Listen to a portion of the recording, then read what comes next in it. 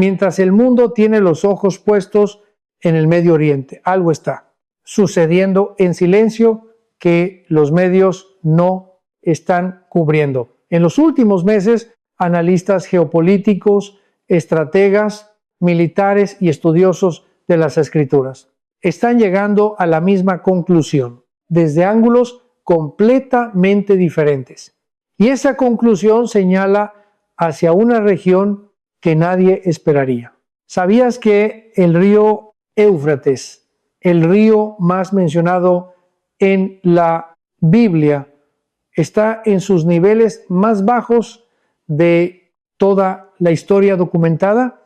Que los gobiernos de Turquía, Siria e Irak entraron en crisis diplomática, silenciosa por sus aguas, que Apocalipsis 16 describe exactamente ese río secándose como una de las señales centrales de la gran tribulación, y que ese evento está sucediendo ahora mismo en tiempo real mientras lees esto.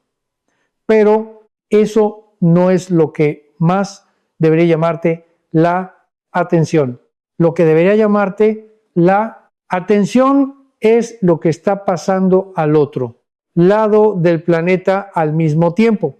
China firmó su acuerdo número 42 de infraestructura hídrica con países de América del Sur, no con Europa, no con África, con América del Sur, y nadie está preguntando por qué. ¿Sabías que en el libro de Isaías existe una descripción geográfica tan específica que cuando los investigadores modernos la trazaron con cartografía satelital, la línea cruzó el Atlántico y cayó directamente sobre la cuenca del Amazonas, que Daniel capítulo 11 describe territorios específicos que escaparán de la mano del rey invasor en el tiempo del fin, y que esos territorios comparten características exactas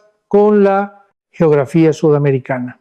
Que Apocalipsis 12 habla de un lugar preparado por Dios para sostener a su pueblo durante los años y medio de tribulación, y que ese lugar tiene características físicas que solo una región del planeta cumple completamente. Aquí está lo que nadie te está diciendo. Cuando conectas estas profecías con el secado del Éufrates, con las inversiones estratégicas de las potencias mundiales, con los patrones migratorios actuales y con el despertar espiritual más acelerado que existe en cualquier región del mundo, hoy aparece un mapa que tiene más de 2500 años de antigüedad y que señala con una precisión que incomoda hacia donde se desplazará el centro de la supervivencia humana durante la gran tribulación. Y Latinoamérica está justo en el centro. No estamos hablando de teorías conspirativas, estamos hablando de 5 profecías específicas escritas por 5 profetas distintos en 5 siglos diferentes que convergen hacia la misma coordenada geográfica. Hay razones espirituales, hay razones geográficas, hay razones que tienen que ver con el agua, con la tierra, con los recursos, con la posición exacta en el globo. Y hay algo más profundo, un propósito divino que conecta estas tierras con el futuro de la humanidad entera.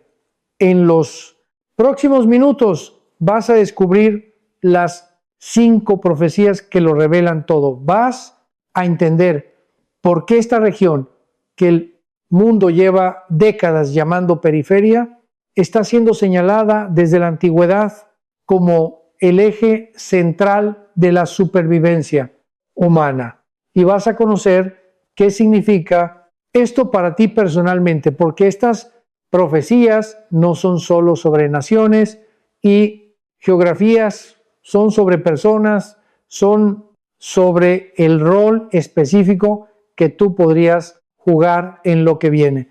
Si este contenido es de tu interés, dale like y suscríbete ahora, porque lo que viene podría cambiar completamente tu perspectiva sobre dónde deberías estar y qué deberías hacer en los próximos años. Comencemos con la profecía que cambió todo para los investigadores bíblicos serios. Antes de entrar a las profecías, necesito establecer algo que el 90% de los videos sobre este tema omiten completamente. Y es lo que va a hacer que todo lo que viene tenga peso real en lugar de sonar a especulación, como describían los profetas bíblicos lugares geográficos que nunca habían visitado. No usaban nombres modernos, no tenían acceso a mapas, no podían decir Brasil o Argentina, porque esos nombres no existían. Lo que hacían era describir características físicas, naturales y geográficas con una precisión que, vista desde nuestra era con cartografía satelital, resulta desconcertante. Isaías describió a Etiopía antes de que ningún israelita hubiera llegado allá, usando referencias a sus ríos y a la piel de sus habitantes. Ezequiel describió la destrucción de Tiro con tanto detalle arquitectónico y geográfico que los arqueólogos modernos lo usan como guía. Daniel describió el Imperio Romano sin saber que existiría, usando la metáfora de un metal específico aplicada a características políticas que solo Roma cumpliría. El método es consistente, descripción de características naturales, inconfundibles, posición relativa a puntos de referencia, conocidos y rol funcional en los eventos proféticos. Cuando entendemos ese método, cuando dejamos de buscar nombres modernos en textos antiguos y empezamos a buscar descripciones físicas que solo un lugar del planeta puede cumplir, las profecías dejan de ser vagas y se vuelven específicas con una precisión que incomoda. Hay otro elemento que necesitas entender antes de continuar. Los profetas hebreos tenían un sistema de orientación geográfica centrado en Jerusalén. Todo se medía desde allí. El oriente era el este desde Jerusalén. El occidente extremo era lo que quedaba más allá del Mediterráneo hacia el oeste. Y cuando hablaban de las costas lejanas, de las islas que no han oído, de la tierra más allá de los ríos, estaban usando un sistema de referencia coherente que hoy podemos mapear con precisión. Con eso claro, entremos a la primera profecía. Y te advierto que esta va a cambiar la forma en que lees Isaías para siempre. Profecía 1, Isaías 18, la tierra más allá del horizonte. El capítulo 18 de Isaías comienza con una frase que durante 27 siglos dejó a los teólogos rascándose la cabeza. Ay de la tierra que hace sombra con las alas, que está más allá de los ríos de Etiopía. Durante generaciones, la interpretación estándar fue que Isaías estaba hablando de Egipto o de la misma Etiopía o de alguna región del África subsahariana. Era la respuesta más cómoda, era la más obvia. Ypsilon era completamente insatisfactoria porque ninguna de las descripciones que siguen encajaba con esos territorios. El problema con la interpretación tradicional no es teológico, es geográfico. Isaías dice, más allá de los ríos de Etiopía.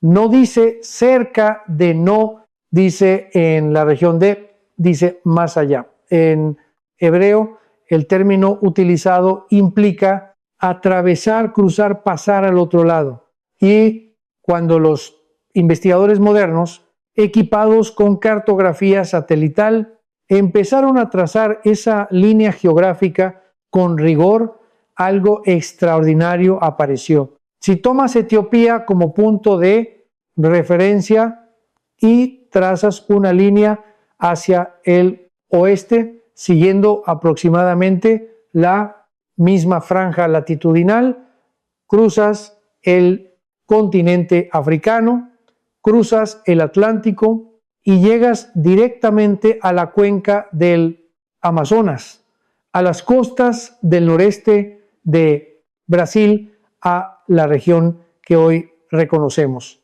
como América del Sur tropical. Pero eso solo sería una coincidencia si el resto de las descripciones no encajaran. Y es aquí donde la cosa se pone inquietante. Isaías describe esta tierra como que hace sombra con las alas. En el hebreo original, la palabra traducida como sombra es sil-sal, que en realidad se refiere a un sonido vibrante, un ípsilon. Ípsilon alas en este contexto no significa necesariamente aves grandes. El Talmud usa la misma construcción para referirse a insectos que producen sonido con sus alas. La traducción más precisa sería una tierra del zumbido de las alas. ¿Sabes cuál es la región con mayor biodiversidad de insectos voladores en todo el planeta? La cuenca amazónica. 1 hectárea de selva amazónica contiene más especies de insectos alados que todo el continente europeo combinado.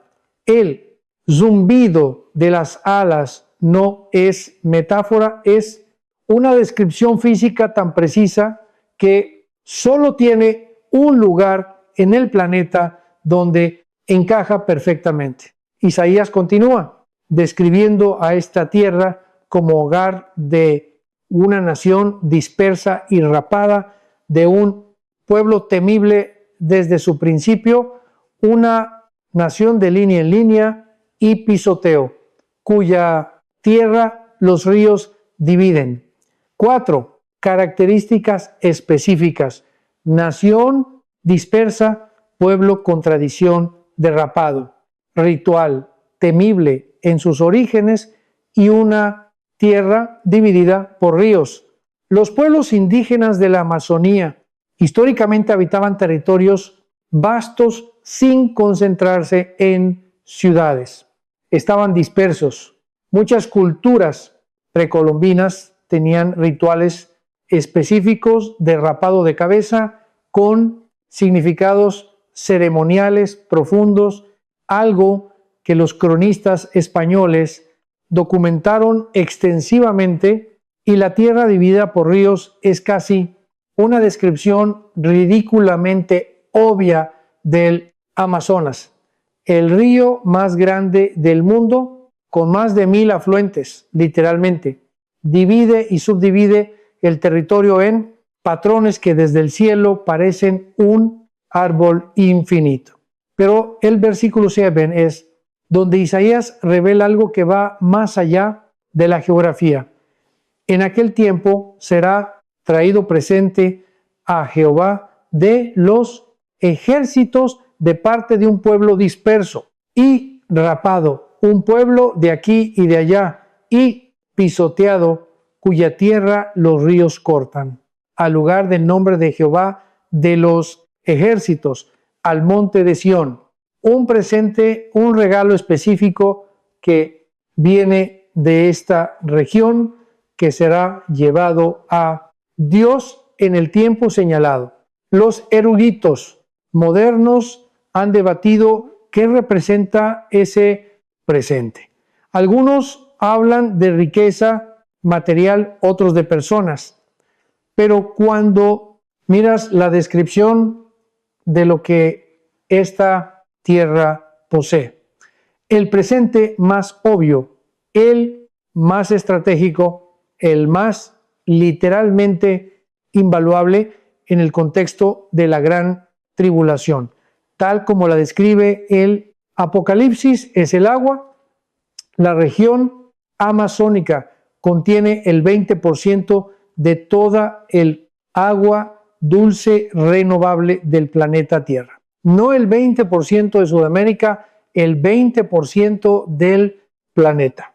En un mundo donde el Apocalipsis describe ríos secándose, mares contaminados y sequías devastadoras, poseer el 20% del agua dulce del mundo no es solo un dato estadístico, es exactamente el tipo de recurso que alguien podría presentar cuando todo lo demás ha colapsado. Y hay algo más que Isaías dice sobre este momento. Será en el tiempo señalado, no en cualquier momento, en el momento, ¿correcto? Cuando se necesite, cuando el resto del mundo esté sediento. Casualidad, todavía no has escuchado la segunda profecía. Profecía 2.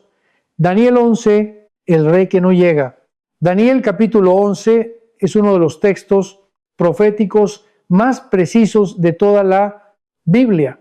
Tan preciso que los críticos racionalistas del siglo XIX argumentaron que debía haber sido escrito después de los eventos que describe, porque ningún de ser humano podría haber predicho con tanta exactitud lo que sucedería con los imperios griegos post Alejandro Magno. Pero eso es tema para otro video. Lo que nos interesa está en la parte final del capítulo, los versículos del 40 en adelante, donde Daniel deja de hablar del pasado y entra en el territorio del tiempo del fin. El rey del norte y el rey del sur entran en conflicto. El rey invasor arrasa territorios. Las naciones caen una tras otra. Y entonces aparece el versículo 41 y dice algo que durante siglos pareció irrelevante, pero que ahora resuena de una manera completamente diferente. Entrará a la tierra gloriosa y muchas provincias caerán, mas éstas escaparán de su mano. Edom y Moab y la mayoría de los hijos de Amón. Edom, Moab y Amón. En el tiempo de Daniel, esos eran territorios al este y sureste de Israel, en lo que hoy es Jordania. Pero hay un principio interpretativo fundamental que los teólogos han aplicado consistentemente a las profecías de Daniel. Los nombres geográficos funcionan como símbolos de características, no como coordenadas GPS permanentes. Moab estaba al sur de Israel, en terreno montañoso relativamente aislado. Edom era conocido por su terreno rocoso e inaccesible. Amón estaba en una meseta elevada, difícil de conquistar por ejércitos tradicionales. Lo que esos tres territorios tenían en común no era el nombre, era la característica. Regiones geográficamente protegidas, difíciles de penetrar para un ejército invasor, alejadas de los centros de poder que el rey del norte codiciaba. El versículo dice claramente, escaparán de su mano. En medio de un conflicto que alcanza proporciones globales, hay territorios específicos que quedan fuera del alcance del poder. Devastador que arrasa todo lo demás. ahora aplica ese patrón geográfico a la realidad moderna. Durante toda la historia de los últimos 500 años, ninguna potencia del hemisferio oriental ha logrado proyectar poder militar real y sostenido sobre América del Sur. No, los imperios europeos en su apogeo, no las potencias del siglo XX, no China ni Rusia hoy. América del Sur tiene una característica única que los estrategas militares conocen muy bien. Es el territorio más difícil del mundo para una invasión terrestre convencional. Al norte, el Darién, una de las selvas más impenetrables del planeta que ni siquiera una carretera panamericana ha logrado atravesar en todo el siglo XX. Y lo que va del 21 al oeste, el Océano Pacífico y la muralla natural de los Andes, que con sus 7,000 km de extensión y sus picos de más de 6,000 m, crean una barrera natural sin paralelo al este y al sur. El Atlántico Sur, el mar menos traficado del planeta, con los patrones climáticos más impredecibles y la logística naval más compleja del hemisferio. Y en el interior, la Amazonía, no una selva, el sistema ecológico más complejo de la historia de la Tierra, con ríos que cambian de curso, terrenos inundables que pueden aparecer y desaparecer, y una densidad biológica que hace que cualquier movimiento de tropas a gran escala sea una pesadilla logística. Daniel describe regiones que escaparán de la mano del rey invasor. ¿Qué región del planeta cumple más cabalmente esa descripción? Desde un punto de vista puramente geográfico y estratégico. No es retórica, es cartografía.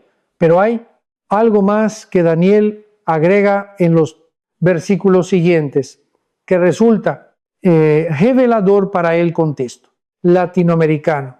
El rey del norte extiende su mano sobre los tesoros, se obsesiona con el oro y la plata y los objetos preciosos de Egipto. Las riquezas son el motor del conflicto. América Latina posee el 40% de la biodiversidad del planeta, el 44% de los bosques tropicales, las mayores reservas de litio del mundo. En el triángulo que forman Argentina, Bolivia y Chile, las mayores reservas de cobre, reservas petrolíferas en Venezuela que técnicamente superan a las de Arabia Saudita, y encima de todo eso, el agua. Un rey que quiere todos esos recursos no puede simplemente invadir y tomar. La geografía no lo permite, y eso es exactamente lo que Daniel describe: una región rica, codiciada, pero que escapa de la mano. Lo que siempre se llamó aislamiento geográfico, lo que siempre fue visto como un obstáculo al desarrollo, podría ser literalmente el escudo que las profecías identificaron hace 25 siglos. Profecía 3, Apocalipsis 6 y Ezequiel 47, la guerra del agua. En el año 2024, el Banco Mundial publicó un informe que no recibió ni la 10ª parte de la cobertura mediática que merecía. El informe concluía que para el año 2030 la demanda global de agua dulce superará la oferta disponible en un 40%. No en zonas áridas específicas, globalmente 40%. Eso no es una crisis, eso es un colapso. Ahora lee Apocalipsis capítulo 6. versículo 6, con ese dato en mente. Una medida de trigo por 1 denario y 3 medidas de cebada por 1 denario. Pero no dañes el aceite ni el vino.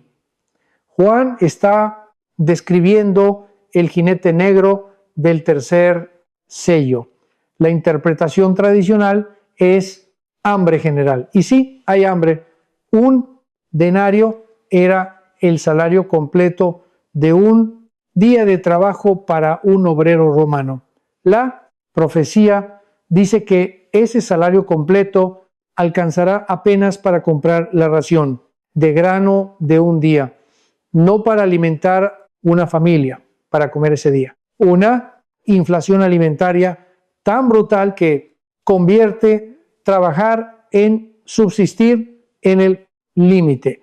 Pero hay un detalle en ese versículo que los comentaristas tradicionales pasan por alto porque no tenían el contexto para entenderlo. La voz dice, no dañes el aceite ni el vino. ¿Por qué esos 2 productos específicos? ¿Por qué en medio de una orden de escasez generalizada? Hay una instrucción específica de proteger el aceite de oliva y el vino. Los agrónomos modernos tienen la respuesta y es iluminadora. El trigo y la cebada son cultivos de alta demanda hídrica. El trigo necesita entre 400 y 64 milímetros de agua por ciclo de cultivo. La cebada, similar. En un mundo con escasez severa de agua, los granos son los primeros en colapsar. El olivo y la vid, en cambio, son cultivos de raíces profundas que pueden sobrevivir con una fracción del agua que necesitan los granos. El olivo puede vivir con 200 milímetros anuales, la vid con 150. Son los cultivos diseñados para la profecía.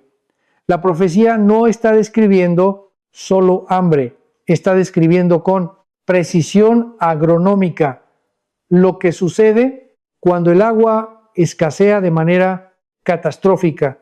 Los granos colapsan, primero porque son los más dependientes del agua. Los cultivos resistentes a la sequía son los únicos que sobreviven. Y entonces el libro de Apocalipsis en el capítulo 16 da el siguiente paso. El 6º ángel derrama su copa sobre el gran río Éufrates, y el agua de este se secó. El Éufrates, el río más importante de la historia de Mesopotamia, el que aparece en el Génesis como uno de los 4 ríos del Edén, se seca en la tribulación. Esto ya está pasando. Los niveles del Éufrates en 2024 estaban en mínimos históricos.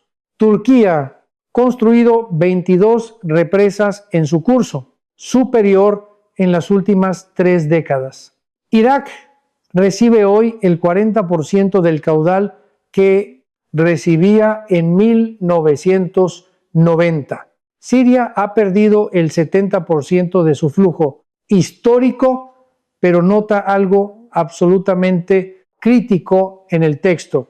La profecía dice que el Éufrates se seca. No dice que todos los ríos del mundo se secan. La especificidad implica que otros ríos no se secan, que mientras el Medio Oriente pierde su fuente de agua histórica, hay lugares donde el agua sigue fluyendo. ¿Y cuál es el único río en el planeta que descarga tanta agua dulce al océano? Que puedes encontrar agua bebible a 150 kilómetros mar adentro en el Atlántico. El Amazonas, un río que descarga 209 millones de litros de agua por segundo al océano. Un río cuyo caudal equivale a 5 veces el caudal combinado de todos los demás ríos de América del Sur juntos. Ezequiel 47 entra aquí de una manera que hace que todo cobre una dimensión diferente. El profeta tiene una visión, ve agua que fluye desde el templo. Al principio es un hilo, luego llega a los tobillos, luego a las rodillas, luego a la cintura y finalmente se convierte en un río que no se puede cruzar. El texto dice, y todo lo que viva y se mueva donde quiera que entrar en estos ríos vivirá, y habrá peces en grandísima abundancia, porque estas aguas entraron allá, y las aguas del mar serán saneadas, y vivirá todo lo que entrare en este río.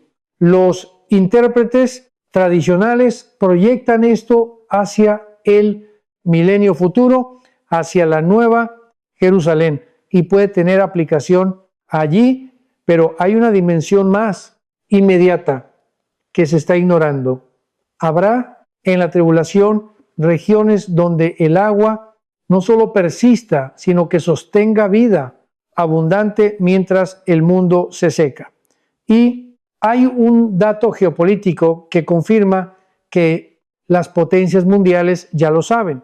El acuífero Guaraní, uno de los sistemas de agua subterránea más grandes del planeta, extendiéndose bajo Argentina, Brasil, Paraguay y Uruguay, tiene una superficie de 1.200.000 kilómetros. Sus reservas totales equivalen a más de 40 veces el agua que consume toda la humanidad en un año. En 2016, Estados Unidos estableció una base militar en Mariscal, Estigarribia, Paraguay, a escasos 180 kilómetros del centro del acuífero Guaraní. La base tiene capacidad para alojar a 16.000 soldados en un país con 3 millones de habitantes, sin ninguna amenaza regional que justifique semejante presencia. Cuando le preguntaron al gobierno paraguayo para qué servía la base, la respuesta oficial fue evasiva. China, por su parte, ha adquirido más de 7 millones de hectáreas de tierra agrícola en América del Sur en los últimos 15 años, concentradas específicamente sobre el acuífero Guaraní y sobre los sistemas hídricos andinos. No compran esa tierra para cultivar soya. La soya es el pretexto, el agua es el objetivo. Las profecías de Apocalipsis 6 y Ezequiel 47, leídas juntas, describen un mundo donde el agua se convierte en el recurso más valioso del planeta y señalan que mientras regiones centrales del conflicto global se secan, habrá un lugar donde el agua siga fluyendo en abundancia imposible de ignorar. Las potencias mundiales ya posicionaron sus piezas, solo están esperando a que llegue el momento que las profecías ya describieron. Profecía 4, Apocalipsis 12. El lugar preparado. Apocalipsis 12 es uno de los textos más debatidos de toda la escatología cristiana. Una mujer vestida del sol, luna bajo sus pies y una corona de 12 estrellas, embarazada a punto de dar a luz, siendo acechada por un gran dragón rojo. El hijo es arrebatado. La mujer huye. Sobre la identidad de la mujer, los teólogos llevan 20 siglos debatiendo 3 interpretaciones principales dominan el campo. La mujer representa a Israel, el pueblo del que vino el Mesías. La mujer representa a la iglesia de Cristo en su conjunto, o la mujer representa a un remanente fiel, específico de creyentes en los últimos días. Las tres interpretaciones tienen sustento textual. No vamos a resolver ese debate aquí. Lo que sí vamos a hacer es enfocarnos en algo que todas las interpretaciones tienen en común, algo que los comentaristas pasan por alto porque están tan concentrados en la identidad de la mujer, que no ven las coordenadas geográficas del lugar al que huye. El versículo 14 dice: y se le dieron a la mujer las dos alas de la gran águila para que volase de delante de la serpiente al desierto, a su lugar, donde es sustentada por un tiempo y tiempos y la mitad de un tiempo. Tiempo, tiempos y la mitad de un tiempo. Ese lenguaje aparece en Daniel y en Apocalipsis de manera consistente, refiriéndose a 3 años y medio, 42 meses, Ichen Leamba Liose días. La duración exacta de la gran tribulación según el sistema profético. El texto no dice que la mujer escapa del Cortan. Planeta dice que vuela al desierto, a su lugar, un lugar específico, un lugar preparado. Y allí es sustentada durante toda la tribulación. La palabra griega traducida como desierto es eremos. No significa un desierto árido con arena y camellos. Significa un lugar solitario, inhabitado, salvaje. Un lugar fuera de la civilización, fuera del alcance de los sistemas de control. Apocalipsis 13 describe lo que estará operando durante esa misma tribulación.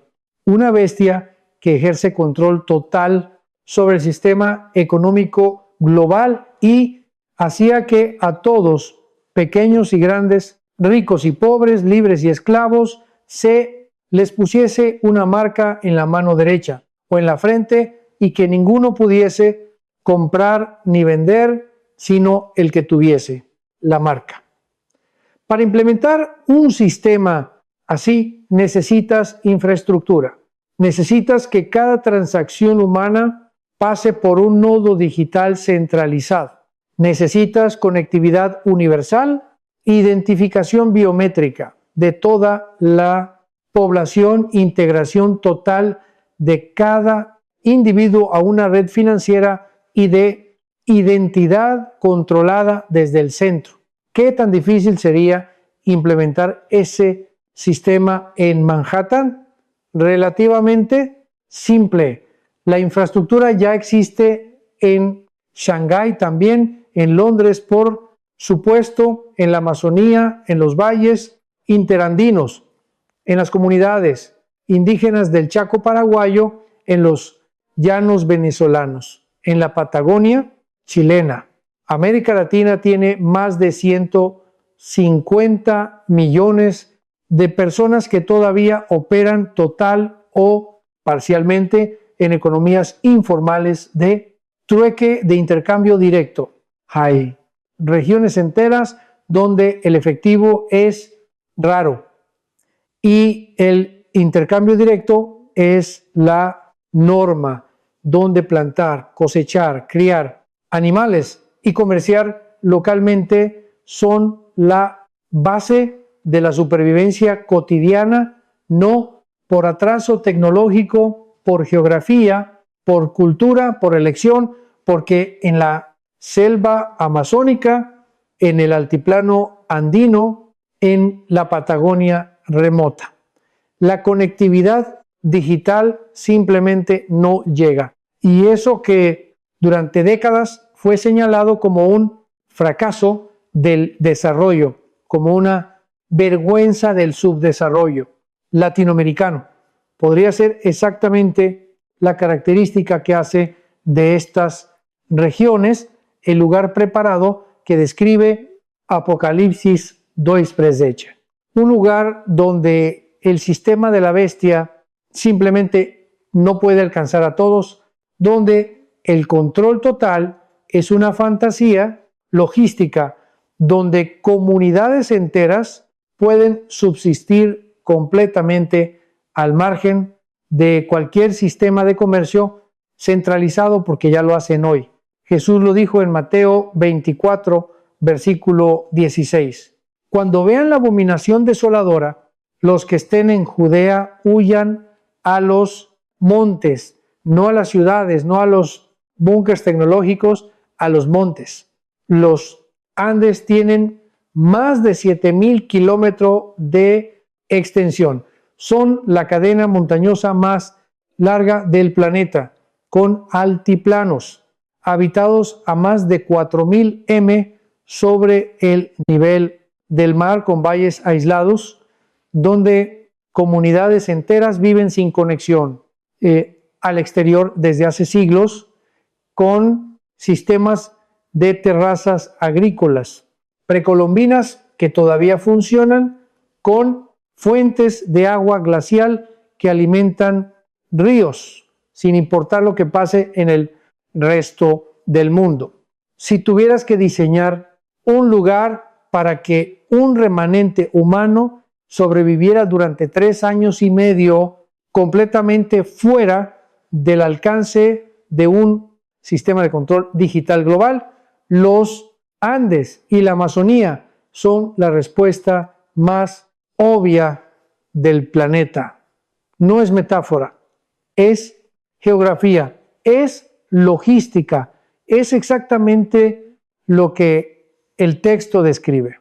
Y hay algo más que el texto especifica. El lugar era sustentado.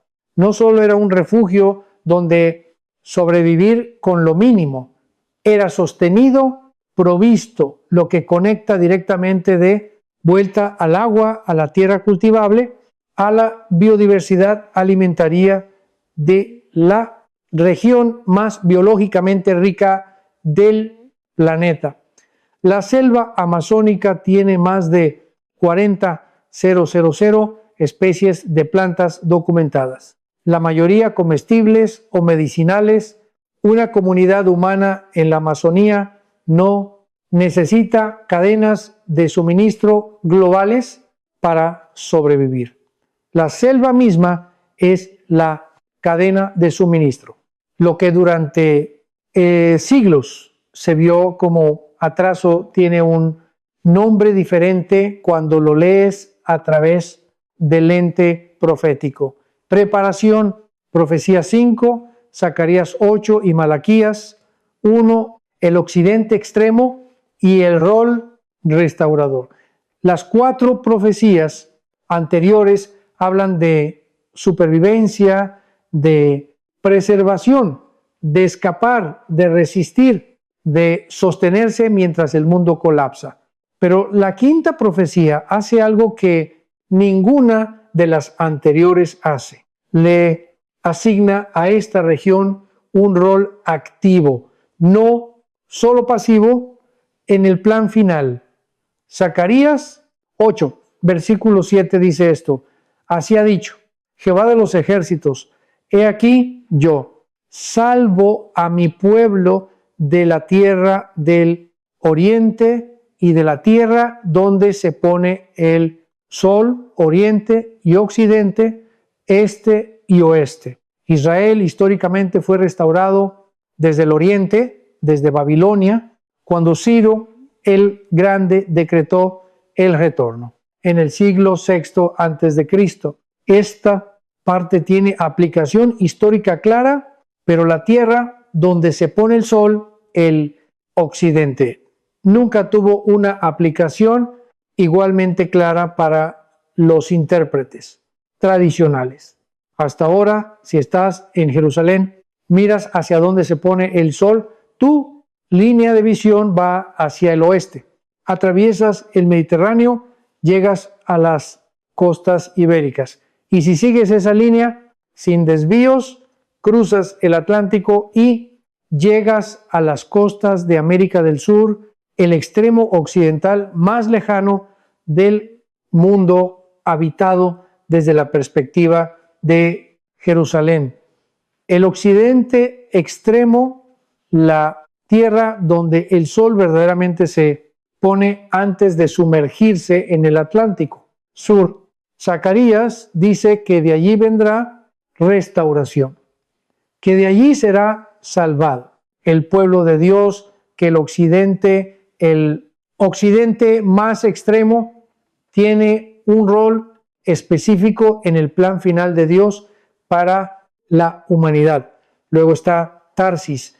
La palabra Tarsis aparece 24 veces en la Biblia hebrea y es uno de los lugares más debatidos de la geografía bíblica. La interpretación tradicional dice que era España o Tartesos, un puerto del Mediterráneo occidental, pero hay problemas enormes con esa interpretación.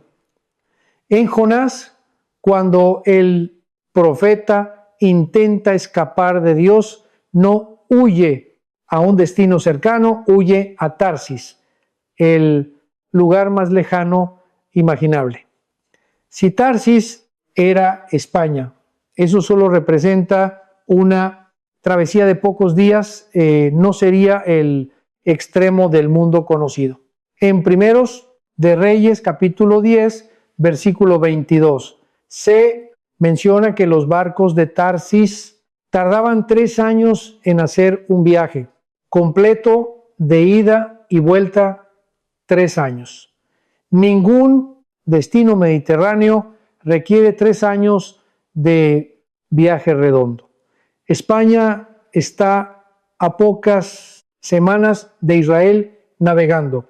Para que un viaje de ida y vuelta tome 3 años, necesitas estar hablando de destinos al otro lado del océano Atlántico. Investigadores como el doctor Donald Bannan y otros estudiosos de navegación antigua han compilado evidencia creciente de contacto precolombino entre el Mediterráneo y América.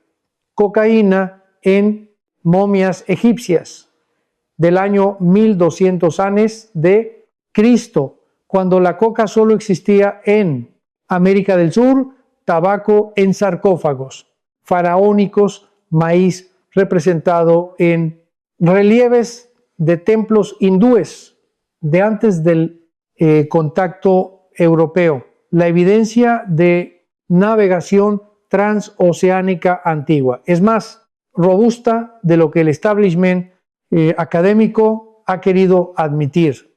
Tarsis es una referencia a destinos transatlánticos. Entonces, lo que Ezequiel 38 dice en el versículo 13 adquiere una dimensión completamente nueva.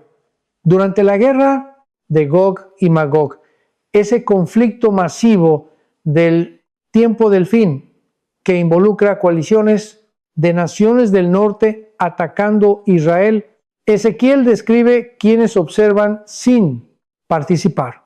Saba Ypsilon, de Dan Ypsilon, los mercaderes de Tarsis y todos sus leoncillos. Te dirán, ¿has venido a arrebatar despojos? Tarsis y sus leoncillos. Las colonias o naciones asociadas a Tarsis no están en la guerra, solo observan, solo preguntan, están fuera del conflicto principal. Sí, Tarsis representa territorios del hemisferio occidental, incluyendo América Latina. Esta profecía está describiendo algo extraordinario. Mientras el mundo del hemisferio oriental se destroza en el conflicto más grande de la historia humana, hay una región al otro lado del Atlántico que solo mira, que solo hace preguntas, que no es destruida. Pero la quinta profecía no termina ahí, no termina en supervivencia, termina en misión. Malaquías 1, versículo 11. porque desde donde el sol nace hasta donde se pone, es grande mi nombre entre las naciones, y en todo lugar se ofrece a mi nombre incienso y ofrenda limpia, porque grande es mi nombre entre las naciones. Este versículo es una profecía sobre adoración genuina que se extenderá desde el oriente hasta el occidente más extremo. Una adoración real, no institucional, que llenará el planeta de este a oeste. ¿Sabes qué está sucediendo en este momento en América Latina? Que no está sucediendo en ninguna otra región del mundo a esta escala. El crecimiento del cristianismo genuino, no. El institucional, no el cultural, sino la fe real, basada en el estudio directo de las Escrituras y la experiencia espiritual auténtica, está creciendo en América Latina a tasas que no tienen en la historia moderna de ningún continente. Las iglesias caseras se multiplican exponencialmente en Brasil, en Colombia, en México, en Argentina. El estudio bíblico serio está superando al catolicismo nominal por primera vez en la historia de la región. Pew Research documentó en 2022 que América Latina tiene el crecimiento más rápido de protestantismo evangélico de cualquier región del mundo, con tasas que en algunos países superan el 12% anual. No es coincidencia, es preparación. Isaías 66, versículo 19. Añade algo más. Y pondré entre ellos señal y enviaré de los escapados de ellos a las naciones, a las costas lejanas, que no oyeron de mí, ni vieron mi gloria, y publicarán mi gloria entre las naciones. Los escapados, los que sobrevivieron el juicio, serán enviados a publicar gloria. No se quedan encerrados en su refugio esperando el fin, salen, proclaman, contribuyen a la restauración global. Esta es la diferencia fundamental entre las 4 profecías anteriores y esta quinta. Las 4 primeras hablan de una región que escapa, que sobrevive, que es preservada. La quinta habla de una región que después de sobrevivir se convierte en fuente de restauración para todo lo que quedó devastado. Apocalipsis Arceí, Nueva Jerusalén. Y dice que las naciones caminarán a su luz y los reyes de la tierra traerán su gloria y honor a ella. Cada nación, cada cultura, cada región tiene algo único que ofrecer al propósito final de Dios, que tiene América Latina, que ninguna otra región del planeta tiene en la misma medida. Una mezcla única de herencia indígena milenaria con su conocimiento de la tierra, de los ciclos naturales, de la subsistencia en armonía con el ecosistema, herencia europea con sus sistemas de organización social, de arquitectura, de registros históricos, herencia africana con su riqueza espiritual, musical, comunitaria, herencia asiática presente en comunidades japonesas, chinas y coreanas, integradas a lo largo del continente. América Latina es el único lugar del planeta donde esas 4 grandes corrientes de la humanidad se mezclaron, se integraron, se fusionaron en algo nuevo. Es el laboratorio más avanzado que existe de lo que significa ser verdaderamente multinacional, multilingüal, multicultural. Exactamente lo que necesitará un planeta que tenga que reconstruirse desde cero después de la devastación más grande de la historia humana. Lo que siempre se vio como desorden, como mezcla sin identidad clara, como el producto caótico del colonialismo, podría ser precisamente el activo más valioso que esta región. Aportará en la restauración. Todo lo que acabamos de ver no son solo textos de hace 2000 años. Hay 5 señales que están sucediendo ahora mismo, en tiempo real, que confirman que el tablero se está moviendo exactamente en la dirección que las profecías señalaron. La primera señal es el agua, el Éufrates en mínimos históricos, el río Colorado en crisis. El lago Chad ha perdido el 90% de su superficie en 60 años. El mar de Aral prácticamente no existe. El mundo se está secando por los bordes, mientras la cuenca amazónica y los acuíferos sudamericanos permanecen como los últimos grandes reservorios del planeta. Esto no es opinión, son datos del panel intergubernamental sobre cambio climático y del Banco Mundial. La segunda señal es el reposicionamiento estratégico de las potencias. China ha invertido más en infraestructura latinoamericana en la última década que en cualquier otra región fuera de Asia, no por altruismo. Los analistas estratégicos chinos llaman explícitamente a los recursos latinoamericanos la reserva estratégica del siglo XXI. Rusia ha intensificado sus relaciones militares con Venezuela, Nicaragua y Cuba y Estados Unidos. A pesar de décadas de retórica sobre el hemisferio occidental, ha aumentado su dependencia de recursos latinoamericanos, especialmente litio, cobre y alimentos, mientras reduce su presencia diplomática en la región. Las potencias mundiales no están haciendo relaciones públicas en América Latina, están posicionando sus fichas para lo que viene. La tercera señal es el despertar espiritual. El hambre de verdad auténtica está explotando en América Latina de manera que no tiene precedente.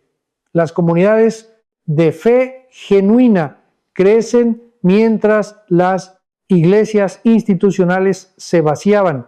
El estudio bíblico serio está siendo adoptado por generaciones jóvenes que rechazan la religiosidad superficial y buscan algo real.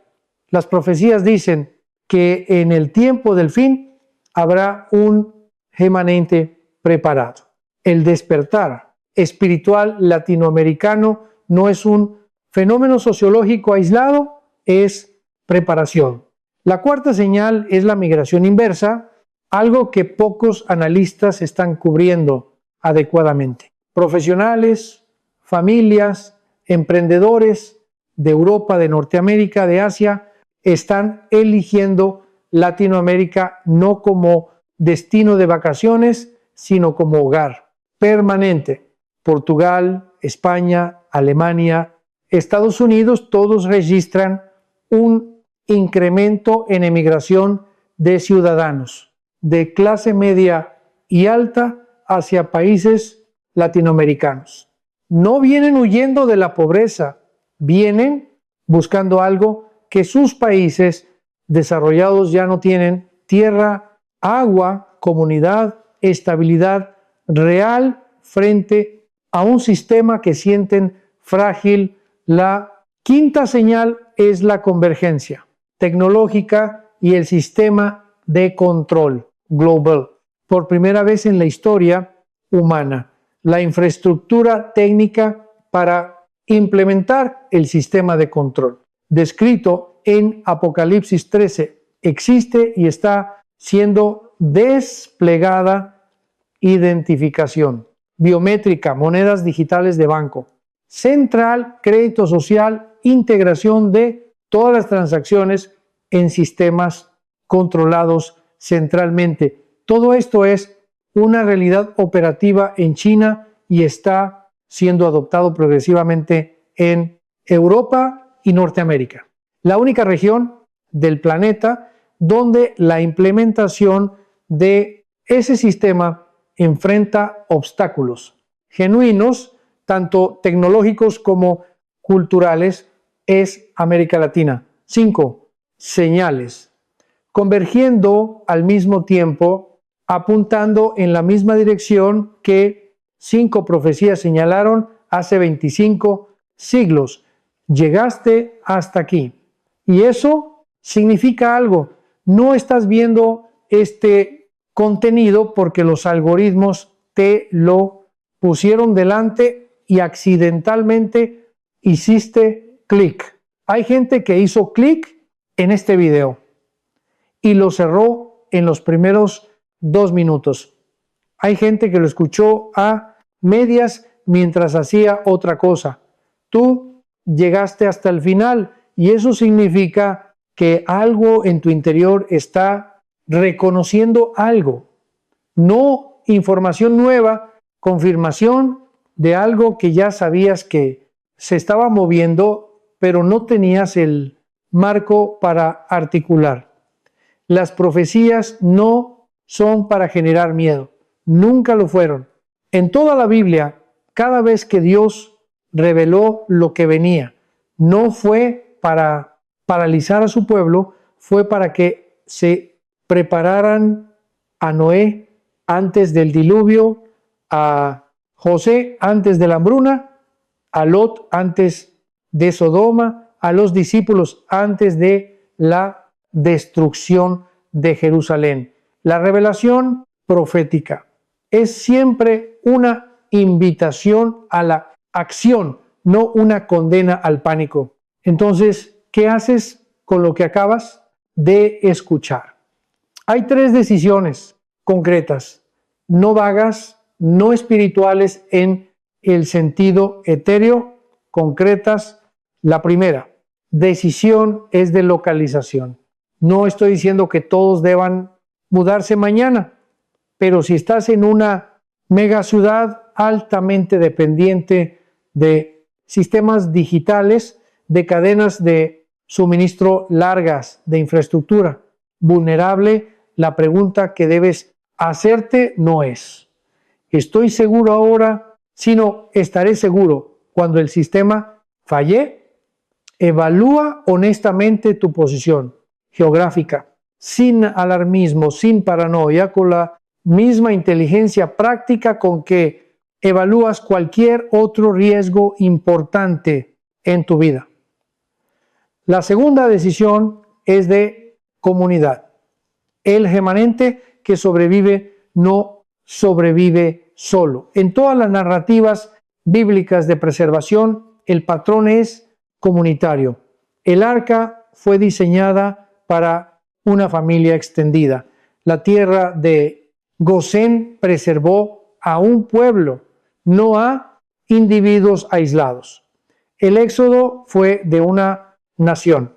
Construye comunidad real ahora antes de que la necesites, con personas que comparten valores, que tienen habilidades complementarias, que confían los unos en los otros.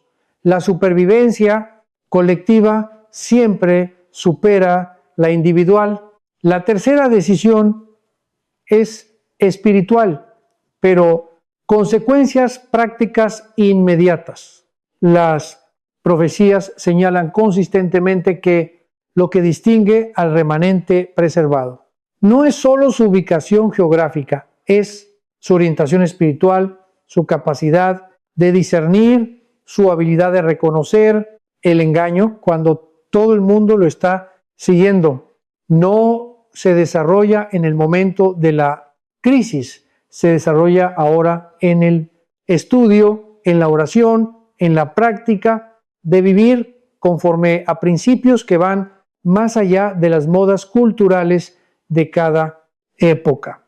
Estamos viviendo en el momento donde el tablero profético está convergiendo de maneras que ninguna generación anterior pudo ver completas. Tenemos acceso a herramientas cartográficas, a datos geopolíticos, a registros históricos, a análisis arqueológicos que le habrían parecido imposibles a cualquier intérprete de las últimas 20 generaciones. Solo esta generación puede ver el tablero completo y verlo trae responsabilidad. En Ezequiel 33, el atalaya que ve la espada venir y no toca la trompeta es responsable de la sangre de quienes no fueron advertidos. Pero el que toca la trompeta cumplió su deber independientemente de cómo responda quien escuche. Tú acabas de escuchar la trompeta. Lo que hagas ahora con eso es tu decisión. Puedes racionalizar, puedes posponer, puedes decir, interesante, pero no es para mí todavía. Y quizás tengas razón, quizás el tiempo es otro, quizás tu rol es diferente o puedes hacer algo muy simple, pero profundamente poderoso. Puedes empezar a preguntar en oración qué significa esto para ti específicamente. Preguntar honestamente si el lugar donde estás, las personas con quienes te rodeas, los sistemas de los que dependes, te están preparando o te están haciendo más vulnerable. Las grandes tribulaciones de la historia siempre tuvieron sobrevivientes y los sobrevivientes siempre tenían algo en común. Vieron las señales antes de que fuera demasiado tarde y tomaron decisiones que los demás consideraron exageradas hasta que dejaron de serlo. Latinoamérica puede ser el arca de esta generación, pero el arca no te sirve de nada si no subes a ella. M.